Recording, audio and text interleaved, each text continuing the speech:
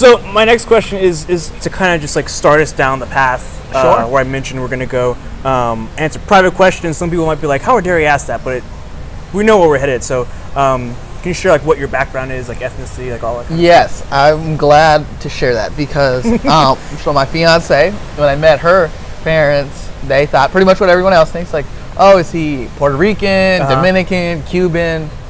And I'm not. Yeah. And I love my Hispanics, don't get me wrong. But I'm actually black, white, and Native American.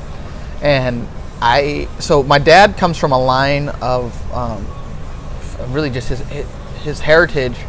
Almost everyone, mother and father, were mixed. So he came from, it's called Piscataway Indians. And so it's a tribe of Indians that actually mixed with slaves and then free white people.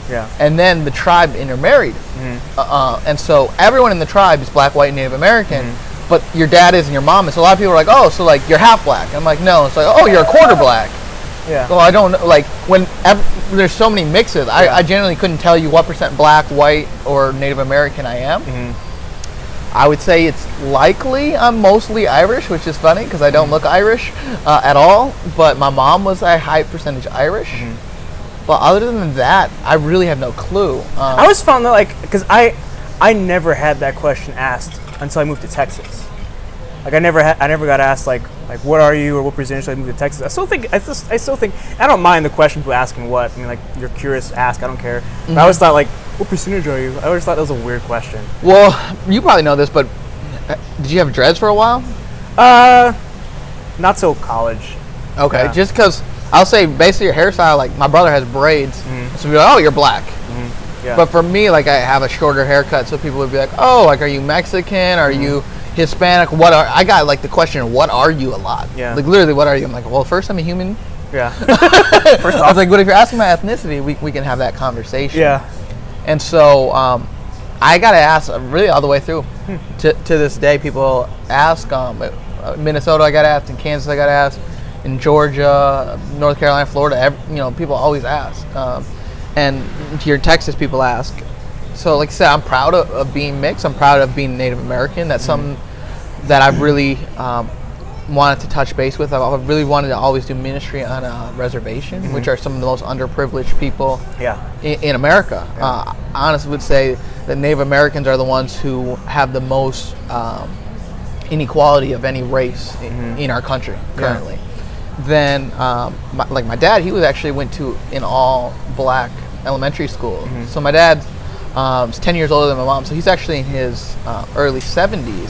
So when he started going to school in D.C., it was segregated. So when he's like 16 years old, he's like, hey, I want to bike over and hear, there's a cool talk that's supposed to go on. So he biked over, and that was the Martin Luther King I Had a Dream speech. Really?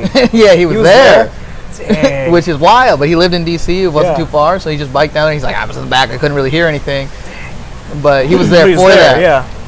And so like my dad's the same. He's actually a lighter complexion than me. And he went to all black school, and then so I embraced being African American, being black. That's something that's really important. But then also I'm proud of being white. I'm proud of being Irish. I think that's a cool thing, and I'm not. I think some people, they claim one more than the other.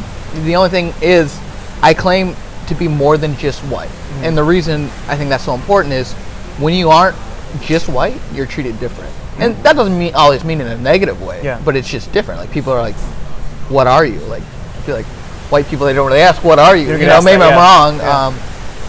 And so there's that, people will look at you differently, which is why I've always identified as mixed.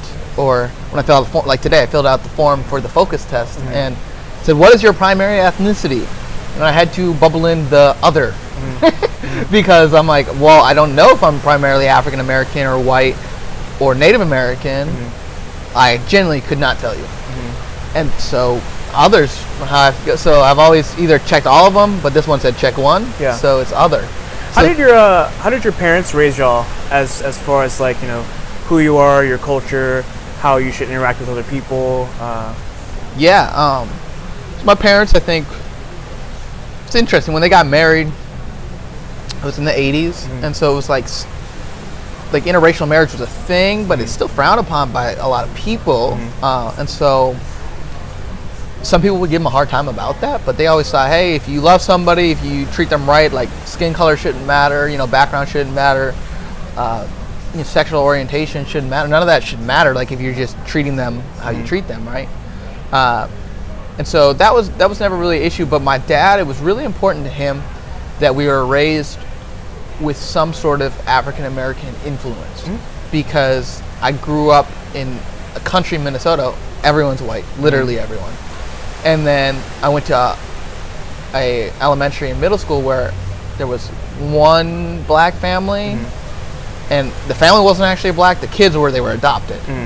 And so they were adopted from Africa, and that was it. Like there was one Asian family, and everybody else was white.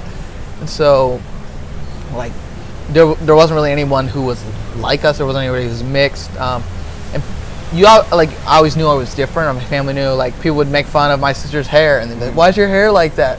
Or they just want to know because they'd never seen it. So we knew we were different, but my dad wanted us to kind of have a cultural background. So it was always important that we went to the black barbershop. And so we'd always go to the barbershop and just observe and sit and get our haircuts and talk with the guys. And that was really important to me because I saw a perspective that wasn't just suburban, Catholic school or country, middle of nowhere, like homeschool. When I first started going to school, my mom homeschooled me, and so it's like was getting out of my own shoes, my own perspective, and that was, I think, super essential to my development. But other than that, my mom was pretty much, you're like everybody else.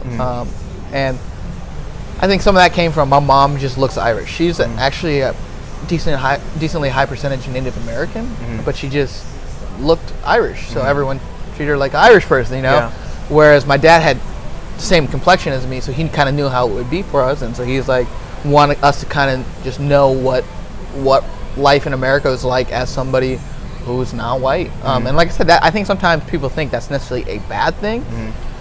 People can treat you poorly, yes, but it was just not that this is a bad thing or that you have to try to be a victim or you need to try to stand out, but it's just you're going to be looked at differently.